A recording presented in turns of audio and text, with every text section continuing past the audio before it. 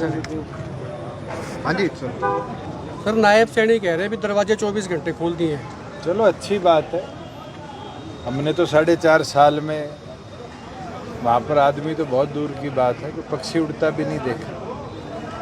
आज ये तो समझ आई कि जनमत के अंदर जनता की सुनवाई बहुत ज़रूरी है और अगर आज दरवाजे खुले तो जनता के काम भी करने के दरवाजे खोल कर काम ना करे तो जनता आगामी विधानसभा में इससे बुरा हशर भी दिखाने का काम करेगा। हमने तो 10 जिलों के अंदर साथियों से चर्चा करी थी और 100 दिन के रोड मैप के साथ डॉक्टर अजय सिंह चौटाला जी के आदेश अनुसार प्रदेश के प्रत्येक घर तक पार्टी को पहुंचाने का और कैसे नए साथियों को जोड़ा जाए संगठन में, उस कार्य को लेकर एक एक कार्यकर्ता मैदान में उतरेगा और मजबूती के साथ आगामी लड़ाई लड़ेगा।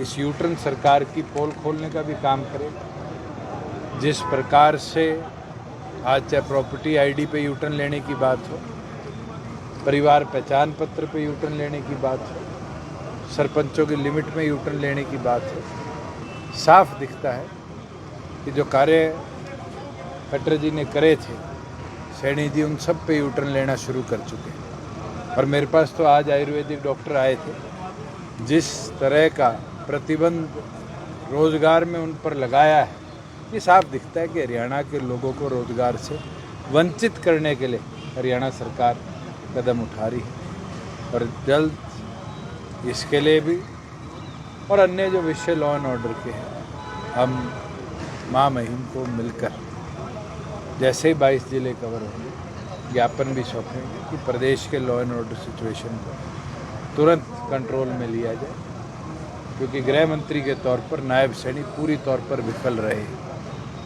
और एक नहीं अनेक इंसिडेंट ऐसे हो चुके जहां अलग अलग जगह फिरौती तो बहुत छोटी चीज़ है,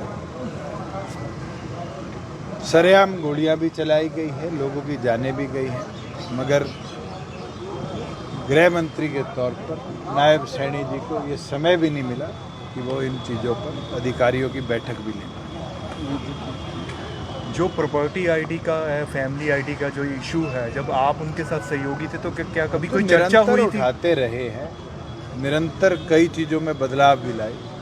जैसे एक रिस्ट्रिक्शन लगाई थी कि बिजली का बिल 6000 होगा, उसको चेंज कराया, मगर जो रीवेरिफिकेशन की बात करी जाती है, आज सबसे बड़ा लैप्स तो रीवेरिफिकेशन और रीवेरिफिकेशन के अंदर पिछले 4 महीनों में जो एडीसी का दफ्तर है, क्रिड का दफ्तर है, वो एक तरह से अड्डा बन चुका करप्शन का। जो 2000, 4000, 10,000 रुपये दे देता है, उसकी तुरंत रीवेरिफिकेशन हो जाती है। और ये डाटा तो सैनी साहब क्रिड के रिकॉर्ड में निकाल के देख लें कि जिन लोगों ने 2-2 महीने 3-3 महीने पहले एप्लीकेशन डाली थी, उनके डिस्पोजल आज तक नहीं है। और कई ऐसे केसेस हैं जिनमें 48 घंटे में भी पैसे लेकर डिस्पोजल करे गए हैं।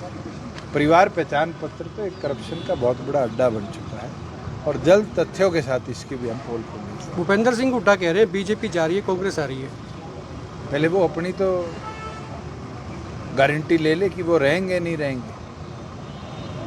हाँ, तो वो 60 की बात करते, 60 सीटें जिताने के लिए क्या वो 60 कैंडिडेट कांग्रेस से हटकर कांग्रेस के सिंबल पर उतार पाएंगे?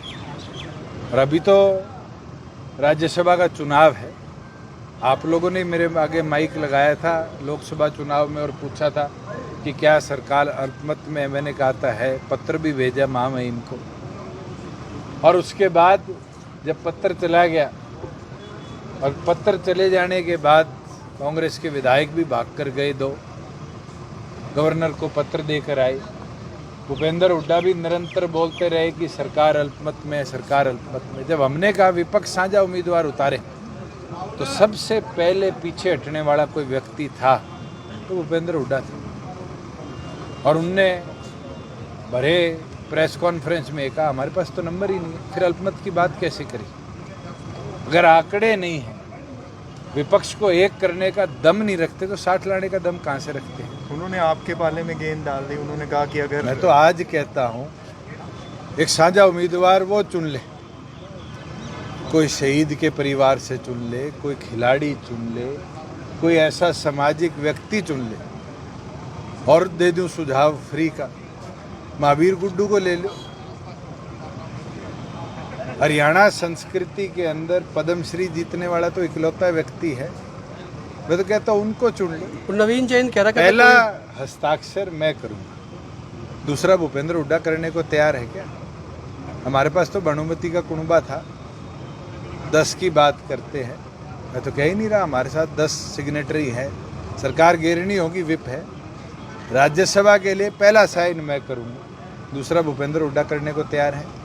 अगर वो तैयार हैं और वो सार्वजनिक तौर पर कहते हैं कि दूसरा हस्ताक्षर वो करेंगे, 9 ही प्रपोजर चाहिए। आज तो 44 की लड़ाई नहीं है, पहले उम्मीदवार तो हम उतारे। अगर वो तैयार है और अगर उनको नाम पे सहमति है, किसी पे भी, किसी शहीद के परिवार पर, कोई ऐसा व्यक्ति जिसने खेल के मैदान में बहुत अच्छा काम किया, सोसाइटी में बहुत अच्छा काम किया है, कला के क्षेत्र में जैसे महावीर गुड्डू है जिसने हरियाणा की संस्कृति को इतना बढ़ाया है, किसी एक व्यक्ति के नाम पे अगर उनकी सहमति है तो नाम के पेपर पे साइन करके दे दे। 9 साथियों के वोट और साइन अगर भूपेंद्र हुड्डा कर देते, मैं जुटाऊंगा। अरे नॉमिनेशन भरकर मैदान में उतरकर लड़ाई लड़ेंगे, तभी तो बीजेपी को झटका दे पाएंगे। मैदान छोड़ देंगे तो कौन झटका दे पाएगा? ये तो कमजोरी दिखती है नेता प्रतिपक्ष की कि कहीं ना कहीं ईडी सीबीआई से डर कर वो मैदान में उतरना ही नहीं चाहते। हमने हिम्मत दिखाई थी, निर्दलीय कार्तिकेय शर्मा को मैदान में उतारा था, हमने अपने 10 इकट्ठे करे थे, नहीं करे थे उस समय भी, और इकट्ठे कर कर वोट गिरवाए थे। अरे लड़ाई शुरू तो होने दो, लड़ाई शुरू होने से पहले जंग के मैदान में हथियार घेर देंगे, फिर लड़ाई कैसी लड़ेंगे? तो ये कमजोरी दिखती है भूपेंद्र हुड्डा की, और इस कमजोरी ने कहीं ना कहीं भारतीय जनता पार्टी को एक एज इस राज्यसभा चुनाव में शुरुआती तौर पर दी है। मगर हम हार नहीं मानेंगे जब तक आखिरी दिन नॉमिनेशन का होगा। जननायक जनता पार्टी ये परिस्थिति बनाएगी कि हम चाहे विपक्ष में और जो छोटे दल हैं उनसे भी संपर्क करें, निर्दलियों से भी संपर्क करें और एक साझा उम्मीदवार उतारने का प्रयास करेंगे। अगर 9 प्रपोजल हमें मिलते तो हमारा कैंडिडेट मैदान में होगा। आप भूपेंद्र हुड्डा से पूछ लेना, क्या उस समय भी वो आंकड़े मांगेंगे या वोट गिरने के लिए आएंगे? यार जिस तरह आर के आनंद के चुनाव में शाही बदली थी, शाही बदल कर फिर बीजेपी को जिताने का काम। जेजेपी चुनाव अकेले लड़ेगी या कोई अलायंस की संभावना? आज के दिन तो 22 जिलों का दौरा होगा और दौरा होकर प्रत्येक गांव को छुएंगे हमारे कार्यकर्ता, 90 की तैयारी करेंगे।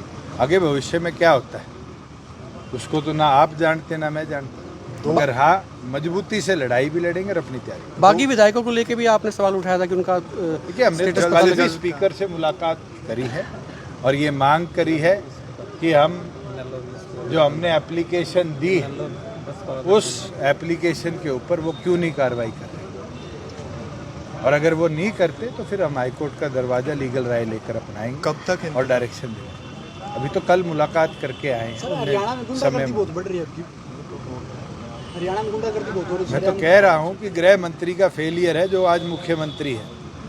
खुली छूट जब दे दोगे गुंडा तत्व को तो माहौल प्रदेश का ऐसा ही बनेगा। इनेलो तीसरा आज सख्ती ना करना कहीं ना कहीं रास्ता देना है, और ऐसा क्या हो गया कि जैसे हम राज्य से बाहर गए इस तरह की व्यवस्था बनी। ऐसा क्या हो गया कि सैनी साहब के आते ही प्रदेश के अंदर इस तरह का आपराधिक प्रचलन बढ़ा है, और इसके अंदर मुझे लगता है कहीं ना कहीं पुलिस का सबसे बड़ा फेलियर है कि वो लॉ एंड ऑर्डर को कंट्रोल नहीं। पहले तो सरपंचों को पीटा जाता है, अब उनका ग्रांट बढ़ाया जा रहा है, इसमें क्या? जा सैनी से जवाब ले ले भाई, नहीं, आप यूटर्न क्यों लिया, बदनामी मारी कर दी, हरियाणा में यूटर्न ले लिया। हरियाणा में एक तीसरे मोर्चे की भी चर्चा होने लगी है। अभी Indian National Lokdal BSP Mayawati ji से मिले हैं अभय चौटाला जी, तो उस पर चलो अभी तो पता नहीं कितने दल बनेंगे कितने जाएंगे। वो तो हमारे साथ भी आए थे चुनाव से पहले छोड़ के, उससे पहले उनके साथ थे छोड़ के। इनेलो का भविष्य कौन कैसे सा टिकता है, कौन सा रुकता है, कौन सा लड़ता है, ये दर्शाएगा कि हरियाणा की आगामी चुनावी पृष्ठभूमि क्या है। आईएनएलडी का भविष्य कैसे देखते हैं सर? आप कैसा देखते हो वैसे मैं देखता हूं।